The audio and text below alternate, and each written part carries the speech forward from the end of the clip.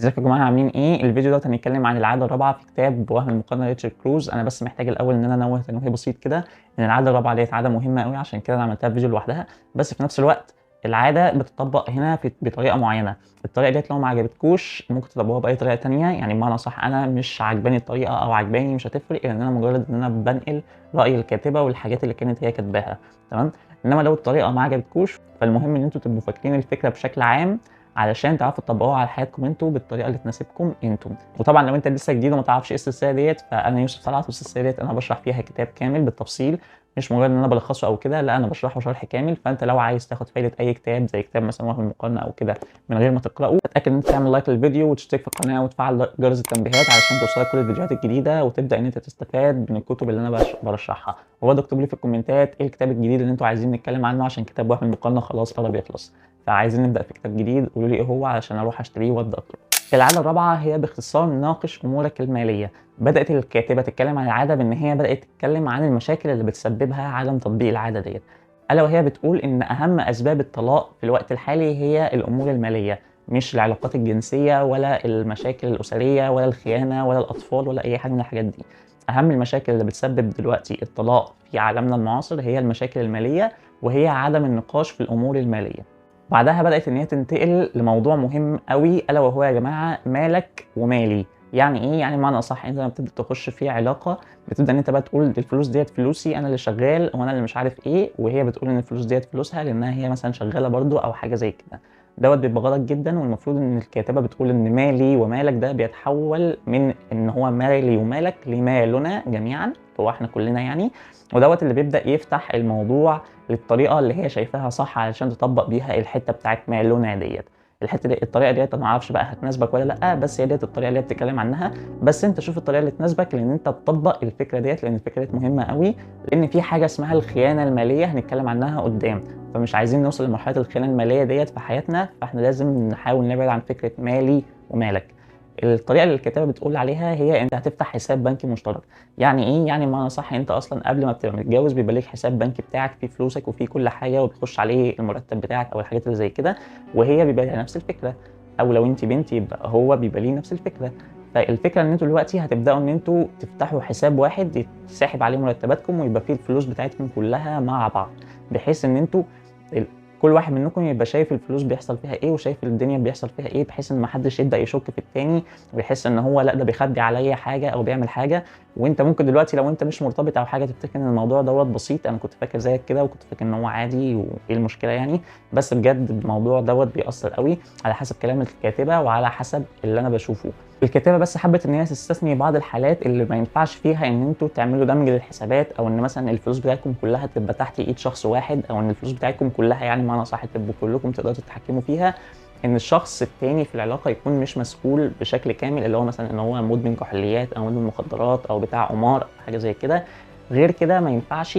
لازم الحساب أو الفلوس بتاعتكم كلّها تبقى بتدار من قبالكم أنتم الاتنين، إن أنتم بتبدأوا كل شهر تقعدوا مع بعض تخططوا للميزانية وتبدأوا تشوفوا إيه اللي هتصرفوه وإيه اللي مش هتصرفوه.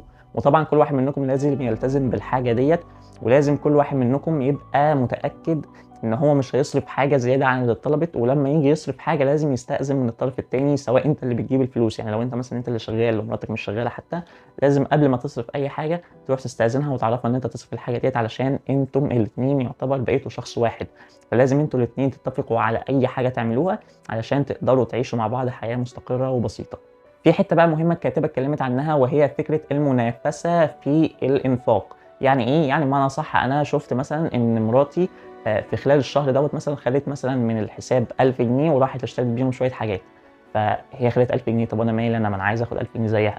فالكاتبة بتتكلم على إن المستوى دوّة لو وصلنا ليه أو بدأنا إن إحنا نخش في عقلية الأطفال دي، بتاعة اللي هو هي صرفت فأنا هاصرف أو هو صرف فأنا هاصرف وهنفضل داخلين في الloop ديّة. ف فلوسكم هتخلص، حرفيًا يعني فلوسكم هتخلص، لإن ده هيصرف، فده هتصرف، فده هيصرف، فدي هتصرف، وهنفضل كده مش هنوصل لحل. إنما الفكرة إن إحنا بنصرف لمّا بنكون محتاجين الصرف، وبنقول للطرف التاني قبل ما نصرف أي حاجة. يعني أنا ما ينفعش أروح أشتري حاجة من دماغي كده من غير ما يكون الطرف التاني عارف كده. طيب دوّة هيعمل مشكلة بسيطة، ألا وهي مثلًا مشكلة الهدايا والحاجات اللي زي كده. الكاتبة حلت المشكلة ديّة إن هي قالت إن أنت ممكن تعمل حاجة بسيطة أوي، إن أنت تشتري مثلًا gift card أو تشتري أي حاجة، وبناءً عليه إن أنت مش هتقدر تحدد للطرف التاني إيه الهدية اللي جاية له. طبعًا الحل دوّة ما ينفعش عندنا أوي، فالحل اللي أنا أظن إن هو ممكن يبقى مناسب وكده، إن أنت ممكن تسحب فلوس من الحساب، يعني تقول لها إن أنا هاسحب فلوس مثلًا من الحساب أو حاجة وتسحبها، يعني تبقى هي عارفة إن أنت هتسحب الفلوس ديّة بس مش عارفة أوي أنت هتعمل بيها إيه وتجيب بيها الهدية، وإن أنت مثلًا لو أنتم تقدروا إن أنتم تتناقشوا أصلًا في موضوع الهدايا وكده، فأنت تقول لها مثلًا أنا هاسحب في خلال يوم كذا مثلًا فلوس هاجيب لِك بيها هدية لعيد ميلادِك أو حاجة زي كده، وأظن الموضوع مش هيبقى رخم أوي يعني. وغير كده حتى لو أنت يعني إذا اتحطيت في الموقف إن أنت محتاج إن أنت تسحب من غير ما تعرفها وكده، فدوّة هيكون مرّة في السنة اللي هي بتاعة عيد ميلادها أو حتى مرتين 3 في السنة يعني مش هيبقى أكتر من كده. ما تشيلش الفايدة الكبيرة لإن أنتم كلّكم عارفين إيه اللي بيحصل في فلوسكم ومحافظين على علاقتكم لمجرد إن أنت عايز تشتري لها هدية وهي مش عارفة، لإن فعلًا في ناس كتيرة أوي بتتكلم عن موضوع الخيانة المالية يا جماعة، وإن هو فعلًا في ناس بتقول والكتابة بتقول إن هو ساعات بيكون أسوأ من الخيانة العاطفية، اللي هو إن أنت حاطط فلوسك مع الشخص التاني وخلاص واثقين في بعض أنتم الاتنين، ومرّة واحدة تلاقي الشخص التاني دوّة صرف الفلوس ديّة مثلًا كلّها في حاجة، أو مثلًا اتدبّس في حاجة فصرف الفلوس اللي أنتم حاطينها كلّها من غير ما يرجع لك، فده بيحسسك بإن أنت مش في أمان، بيحسسك إن الشخص اللي قدّامك دوّة مش مسؤول ومش مهتم بيك ومش مهتم بآرائك، فده بيؤدي ساعات إن العلاقة فعلًا تبدأ إن هي تتدمر. في جزء مهم بقى علشان الناس اللي هي مش عايزة تتكلم في المشاكل المالية وكده، الكاتبة ضربته ألا وهو إن هي بتقول: تخيل إن أنت قاعد في قرية لدغة التعابين فيها أو لدغة النحل فيها بتسبب الموت أو بتسبب مشاكل صحية كبيرة. إيه أول حاجة أنت هتعملها؟ أول حاجة أنت هتعملها أول ما هتروّح البيت هتبدأ إن أنت تتكلم مع مراتك وهتتكلم مع عيالك إن يخلّوا بالهم من النحل أو يخلّوا بالهم مثلًا من التعابين أو أيًا يكن الحاجة ديّة علشان بتسبب 1 و2 و3 وحاولوا إن أنتم ما تقربوش منهم، وهتبدأ إن أنت كل شوية تناقشهم في الموضوع وإيه اللي حصل وحد حصل له حاجة أو حد شاف حاجة والحاجات اللي زي كده. فهتعمل إيه بقى في المشاكل المالية لمّا تعرف إن هي أكبر الأسباب اللي بتؤدي إلى وفاة العلاقة الزوجية؟ يعني المفروض الطبيعي إن أنت برضه تبدأ تتكلم في المشاكل المالية، وتبدأ تتكلم في فلوسك بتروح فين وبتيجي منين، وإيه دخلكم، وإيه المصاريف اللي أنتم تقدروا تصرفوها والحاجات اللي زي كده، وده المطلوب. المطلوب إن أنت تبطّل تفكّر بفكرة إن ديّة فلوسي وديّة فلوسها، أو إن أنت تبدأ تفكّر إن أنا هاتكسف إن أنا أتكلم في الموضوع دوّة، أو هاتكسف إن أنا أقول لها مثلًا إن أنا الشهر دوّة مش معايا فلوس أو حاجة زي كده. أنتم دلوقتي متجوزين يا جماعة، فده معناه إن أنتم لازم كل حاجة تبقوا عارفينها عن بعض، لازم كل حاجة تبقوا بتتشاركوا فيها، وكل حاجة بتحاولوا تحلوها مع بعض، ودوّة موضوع مهم جدًا عشان زي ما قُلنا هو من أكتر الأسباب اللي بتؤدي لفشل العلاقات الزوجية.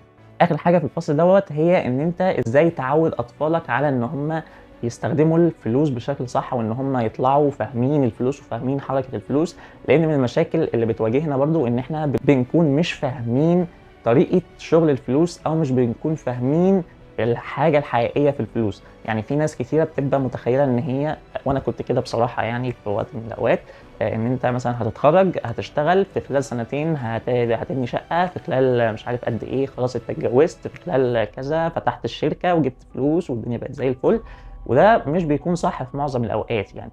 أنت محتاج إن أنت تفهم أصلًا إن الموضوع بيبقى أصعب من كده شوية، فأنت محتاج توصّل فكرة إن الفلوس مش بتيجي بسهولة، إن الادخار وإن الاستثمار والحاجات ديّة مفيدة لأطفالك. هتوصّلها إزاي؟ الفكرة إن الكاتبة بتتكلم عنها وفي ناس كتيرة جدًا بتتكلم عنها، إن أنت بتعمل والأطفال صغيرين بتعمل لهم مصروف بسيط موجود كده، بس برضه بتعمل لهم شوية مهام في البيت يعملوها مقابل فلوس. يعني مثلًا نتكلم بقى من ناحيتنا إحنا كمصريين يعني، مثلًا قوم لِم الغسيل، قوم لِم الغسيل ديّة مثلًا يبقى قدامها مثلًا قدر معين من الفلوس، قوم مثلًا نضّف مثلًا أوضتك، أو قوم اعمل أي حاجة. أي حاجة من الحاجات ديّة لمّا تيجي تتعمل بيبقى قدامها مثلًا قدر مادي معين علشان يبدأ يفهم إن هو عشان يجيب فلوس محتاج إن هو يشتغل ومحتاج إن هو يبذل مجهود. فبناءً عليه هيرتبط في دماغه على طول إن لازم يبقى في مجهود معين مبذول علشان ييجي قصادها فلوس، فهيبدأ يكون مسؤول عن الفلوس ديّة. وبرضه حاول إن أنت تعمل لهم حساب ادخار يحاولوا إن هم يدخروا فيه، أو بالنسبة لنا إحنا في مصر الحصالة يعني، يبدأوا إن هم يدخروا فيها، وديّة بصراحة كلنا بنعملها، ما فيش حد بيعملهاش ديّة يعني، فمش محتاجين إن إحنا نأكد عليها أوي، لإن إحنا بيتهيأ لي ما فيش حد في حياته وهو صغير جاب حصالة وكده. بس الفكرة ديّة بتبقى مفيدة أوي، إن أنت بتعرف إن أنت لمّا بتيجي تدخر فلوس فعلًا وبتلاقي إن الفلوس ديّة بدأت إن هي تكبر معاك وكده، الطفل بيحس بالإنجاز. لأن طبعًا لمّا بييجي يكسر الحصالة في الآخر وبيجيب الحاجة اللي هو عايزها، يبدأ يحس فعلًا إن الادخار أو الاستثمار بيكون مؤثر فعلًا في حياتك وبيكون مفيد جدًا في حياتك. فمحتاجين إن إحنا نعلّمهم الحاجات ديّة أوي، علشان الحاجات ديّة للأسف ما بنتعلموهاش في المدارس، وده مش الهدف اللي موجود للمدارس حتى الآن يعني للأسف. فإحنا محتاجين الحاجات ديّة إن إحنا نعلمها لهم بأنفسنا، علشان لو ما اتعلموش هيطلعوا أطفال شغالين كويس وكل حاجة، بس مش قادر يدير شؤونه المالية، والفلوس اللي بتيجي له من هنا بيصرفها كلها من هنا، أو بدأ يخش في ديون وبلاوي مش عارف يطلع منها مع إنه بيقبض مرتب كويس. في ناس تانية ممكن يبقى بيقبض مرتب أقل منه بكتير، بس بيقدر إن هو يتعامل مع فلوسه بناء عن تعليم أهله ليه أو تعليمه من أي طريقة من الطرق، وبناء عليه بتبقى حياته أحسن منه. فإحنا محتاجين إن إحنا نعلم أطفالنا الحتة ديّة علشان نساعدهم إن حياتهم تكون أفضل. في برضه حتة مهمة أخيرة بس، إن أنت محتاج إن أنت تتكلم مع أطفالك حوالين الفلوس، محتاج إن أنت تشرح لهم إيه اللي حصل معاك قبل كده، وتشرح لهم على المشاكل اللي حصلت معاك. في ناس كتيرة أوي بتخاف من إن هي تتكلم مثلًا مع أطفالها وتقول لهم إن وهُم صغيرين حصل معاهم مشاكل، أو إن هُم مثلًا وهُم بيبدأوا حصل معاهم مشاكل في فلوسهم، أو حصل معاهم مشاكل بشكل عام. فمحتاج إن أنت توصّل لأطفالك الخبرة ديّة علشان ما يقعوش في نفس المشاكل ديّة تاني. فمحتاج إن أنت تكلمهم عن المشكلة اللي حصلت معاك. أنا مثلًا أول ما بدأت كان عندي ديون كتير أوي، فاضطريت إن أنا أشتغل كتير علشان أعرف أسدد الديون ديّة، وفلوسي ما كانتش بتقضّيني. وبناء عليه لمّا هتيجي تحكي لابنك حاجة زي كده، هيفهم إن هو المفروض من الأول ما يبدأش إن هو يسحب في ديون، وإن هو يبدأ يقترض على الفاضي وعلى المليان. الخبرة ديّة محتاج إن أنت توصّلها لهم. في ناس بتتكسف إن هي تتكلم عن الفشل بتاعها قدّام حد، بس ده مش حد يا جماعة، ده ابنك وبنتك.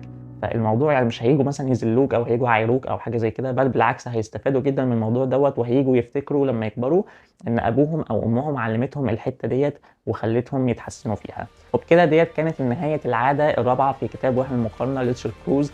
أتمنى إن الفيديو يكون عجبكم، وطبعًا اعملوا اشتراك علشان تشوفوا بقية الأجزاء، وما تنسوش إن أنتم تكتبوا لي في الكومنتات الكتاب اللي أنتم عايزين تسمعوا عنه المرّة الجاية، والكتاب اللي إحنا نشرحه المرّة الجاية بعد ما نخلص السلسلة ديّة. كان معاكم يوسف طلعت، يالّا أشوفكم في الفيديو الجاي.